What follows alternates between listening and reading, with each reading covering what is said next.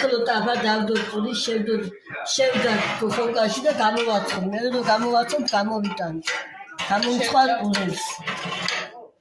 ნახეთ რა წითელი ყურებია. ძალიან გემრიელად გამიიყურება. აბა ახლა ტაფაზე დავდეთ უკვე ცომი.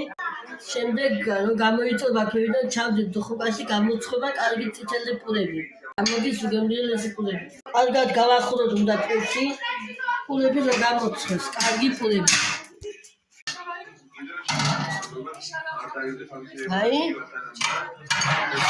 აი ცოტა ჭირდება კიდე გამოსვლო, კარგად გამოიცხოს და გაიბრაწოს. ფაფუქს მომზადებთ.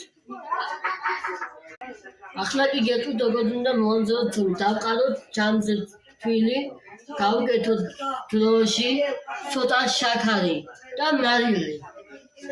და მე წყლით უნდა მოვზილოთ. რომ ამოვაგუნდავებთ, დავდევთ ტაფაზე და ვაცხობთ 5 ფეხზე, გახურებულ ხუმელში. სულ 20 ეხლა დავით გამოცხობას.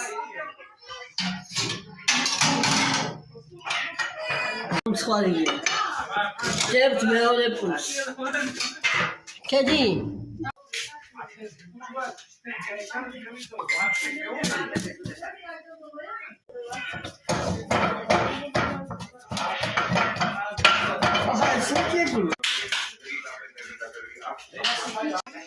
ცომი უნდა გახუტოს შუაში და მან ამოიბეროს.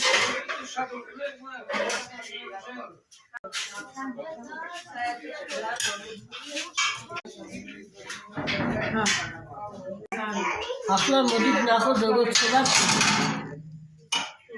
აი ჯერ არ არის გამომცხარი, არაა წითელი.